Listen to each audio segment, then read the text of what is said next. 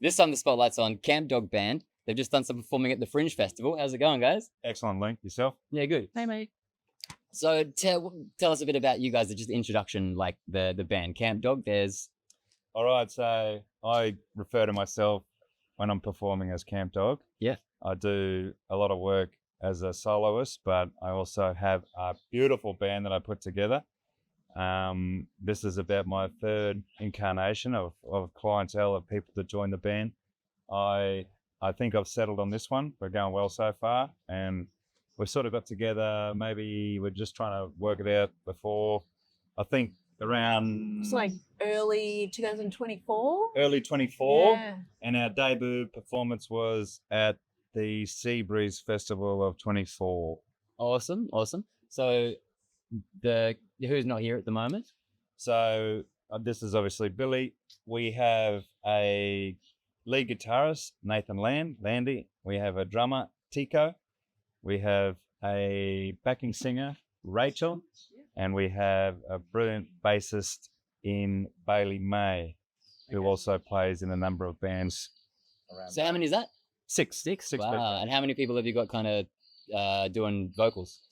Oh, well, Oh, lately, it's expanded, it's hasn't expanding. it? Yeah. I think we have so many brilliant musicians that everyone wants to jump on the mic these days, which is a good thing. It's a good problem to have. Yeah. Everyone can sing, everyone can hold a tune. Like even Bailey just blew us away. She fronts bands here often, and Landy does his thing. Tico likes to have a sing, and of course then Billy and Rachel and myself. So, you know, in an ideal world, we'd probably put 6 mics out there, but we obviously have to control that and steer it in the right direction. Yeah, no, that's good. It's kind of good to have that options as well. You know, you can kind of, instead of having the crowd do answer backs, you could be doing your own answer backs and things like that. Yeah, And I think absolutely. it creates good banter, like having good interaction. Yeah, everyone can slag each other Yeah, off during yeah. a set. Makes it more of a entertainment rather than just listening to our songs. It's like this is a whole thing on stage right now, like entertainment all around. Yeah, absolutely. So what?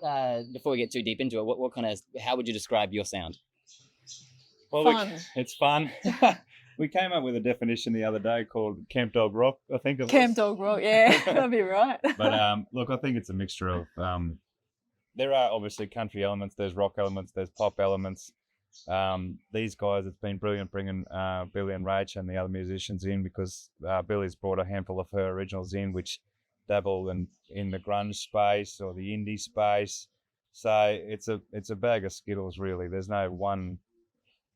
Someone even said Aussie rock there at one stage, but I think we're just safe by calling it Camp Dog Rocks.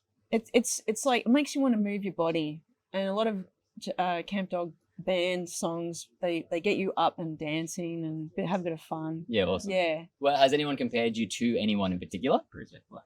Oh, Never had that. it's probably a good thing, hey? I don't know, yeah. Unless someone's told you something, I haven't heard anything. Nah. No, I always get it when any band I've ever been in, any song I've ever made, or something. There's always someone that comes in and goes, "Oh, it reminds me of this." They think it's a compliment, but it's That's it, eh? I think maybe someone, just because of the looseness of it, someone once said to me a bit Dr. Hookish. Yeah. You know, they're a bit sweet. sort of sloppy and all over the place. We're a bit like that. No, we're tired, eh? But I listened to one song of yours a couple of weeks ago, and now I'm going to do that thing. I listened to one of your songs a couple of weeks ago, and it gave me the Whitlam's kind of feel. Oh, yeah. Your voice more mainly, Yeah, like cool. just your tones that you were doing, and maybe a little bit of just the sound. It was Whitlam's crossed with something, you know, like. cool. But I really liked the sound. But in no way was it like, oh, this is a rip off of the Whitlam's or anything like that. You know, it was just. If when I was trying to kind of just put a label on it, like I kind of often have to try and do with these kinds of things. And that's what it came down to. I ended up, I'll see if I can remember later on, but it was definitely Whitlam's with a bit of something else. And I feel like you might even go, oh yeah, cool. Like I agree with that. So cool. I'll pull it out of my phone later on. What's a song of yours that we can kind of throw up and show the people? Well, I think we might as well go with the most recent, because giving it a fair push is Little by Little. It's one of the songs I recorded recently, and it's probably, I don't know, might show a bit of maturity in my songwriting, and that I moved into dealing with matters of the heart, something that I've never really done before. Yeah. Most of my songs to this point have all been pretty light-hearted. Okay. Looks at life, and songs about playing pinball machines, and songs about nothing sometimes. Rock and roll medicine. Yeah. They kind of do remind you of certain times of your life. I think like the pinball stuff, you know, and Yeah. Nintendo or whatever it was. Yeah. Yeah. Like having parties and Parties. fun sort of songs. Yeah. And I probably, steer clear of the whole relationship thing. Yeah. But I don't know, for whatever reason, I delved into it this time. Well, we'll turn it up right now. You can have a bit of a listen quickly.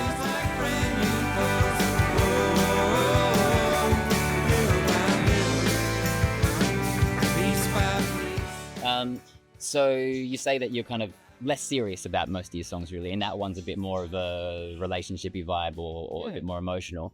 Would you say that you kind of is it more of like a party feel? Do you want it to be like you say, you're more of a dancey kind of band that you want to get people dancing and stuff? Is that the vibe? Is that kind of, you're like, let's not sing about emotional stuff, let's sing about getting the vibe going and stuff? Yeah, but it's funny you say that, because I think I would like to be able to combine the two anyway. Like, if you are sort of saying, look, this has taken place, this is how I felt at the time, but let's not dwell on it. Let's put it to music and still make it fun. Like, you know what I mean? Like, just own it. It happened, and let's make a beautiful piece of art from it. And I'm sure everyone's been through it. So yeah, I do feel like with Little by Little, the dynamics in the songwriting and the way that it's composed, it is really on your game. And I feel like it's a good example at the moment where you're at.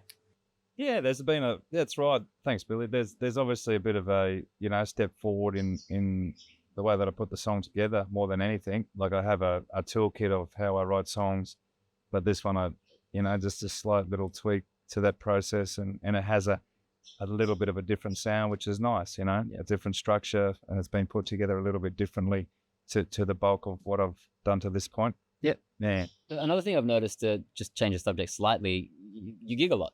You're always at the Noonie, you're places like that. Is that just you, or is that with the band as well?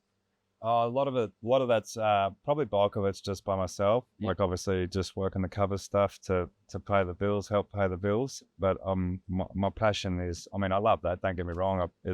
I've been so fortunate that venues have been willing to put me on and get me back more than anything. And you play your original stuff when you do that? Oh, I do. I slip them in there. Okay. Usually, I don't make a big one. I don't make a big song and dance about it, but I just slip it in there amongst a few Oz Crawl songs or something like that. Okay. And let it wash over. I don't go, oh, this is the original, or ham it up too much. But maybe one day I will. So right now you're not, when you're doing your stuff at Noonie and stuff like that, you're generally doing covers and then sneaking in some of your own stuff. Absolutely. Yeah. Okay, cool. So I was hoping that you were actually getting out there. I was going to say, you're doing way better than any of us. Like, we've got all of our original songs. We're trying desperately, and we can only ever get on gigs at the Happy Yes and Here and stuff like that. But then there's you showing up in every pub. I'm like, oh, this guy's killing it.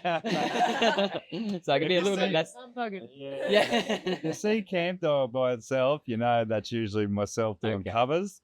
If it's Camp Dog Band, and that's usually well, that leads me beautifully into the next question that I wanted to ask was, how does that work? Does that ever create any rifts within the band that it's like, we were just talking about that in the car, actually. So we're, again, fortunate in that every member of the band also has another project. Oh, so Billy and Rage do their thing. Billy does some solo stuff. Like, they do a lot of covers work around town. As mentioned before, Bailey's in a number of bands, so she does her thing. Tico's always getting asked to perform in bands. Landy, the guitarist, he's in Candy Express, which is a great rock and roll band. So everyone has their own individual projects. These guys couldn't give a fiddler's if I'm out doing a solo gig. And it makes coordinating our rehearsals a bit tricky and our gigs tricky. But I think it's a great thing, because it keeps what we do as the Camp Dog Band, fresh, and like I just called us the Power Rangers. We get together, we go away, we're getting strong in our own skin and as performers. And then when we come together as Camp Dog Band, it's someone blows the horn. Yeah, assemble. Exactly. May the dogs assemble. Yeah. Dogs assemble. Yeah. And it's working so far, so good. Yeah. No, that's really cool. So speaking of, Ben, what have you got coming up? What's your next gig coming up? I feel like I'm talking too much. Go, Billy. Oh, no, don't ask me about dates. So busy at the moment. Well, they'll be up on the screen. Well, you got to get this one right, please. What is the gig, next at least? Can I call a friend? Yeah. You are a wombat. We are playing 9th of August for the Darwin Festival at 6:30 p.m. for 2 sets. The first set goes for half an hour. Then we have a 45-minute break, I believe. And the second set will be 45 minutes. Okay, awesome. And whereabouts is that? It's at the Bandstand? Bandstand, Port Bandstand. Yeah, Port Bandstand. Is that in that festival park area? Yeah. Unfortunately, I've never been. They tell me it's a beautiful thing. But Well, it looks different every year, I'm guessing, yeah, because they, it's all ad hoc stuff that they set up. So yeah. it looks different every time you get there. But yeah, it's all very cool to set up for it. There are lots of food, lots of Cool. so it's good stuff. Can't wait. And so there's that. Is there anything else? Yes. Then after that, we have we're playing at the Douglas Daily Cricket Carnival Okay. down the track a little bit. How'd you hook that up? Oh, I used to live out that way, so I've kept in contact with the beautiful people in the Douglas Daily region. And I played there last year as a duo with Tico, the current drummer for Camp Dog Band. Yeah. But this year I humbugged them to take the full band and full. I'm very excited that they said yes. So it'll be more a camping trip and a bit of fun and beautiful people down there. So we'll enjoy that. Yep. And then August is Darwin Festival, Douglas Daily Cricket Competition, and then we just said nothing in September. We might try and find something, you never know. But the next one after that is the Mindle Markets on a Thursday, I believe. Thursday. Yeah. And do you know the date of that one yet? No, I'd have to get my It's brain. flashing on the screen at the moment. Anyway. Okay. Cool. So other than that, then, is there anything else that you wanted to kind of cover before we wrap up? Any fun messages you want to send out to the people? Or? Thanks for the opportunity, and Yeah, thanks very much, Link, for getting us in. It's a great thing that you're doing, promoting local bands and artists. I really hope that maybe down the track you're still doing this and we can do it again. And we've got a few more runs on the board and more followers, and getting more people to our gigs is always going to make it more fun. I didn't tell them to say this. Obviously, promotion's a big part of what you have to do as a musician, and if you're not promoting, then nothing really happens. So thanks very much for the opportunity. Thanks for making the time for me, man. Cool, man. So we're going to now move on to a longer form interview as well. Feel free to jump onto that. Are you guys cool? Do you have a heart out? Are you cool to do a slightly longer version? yeah.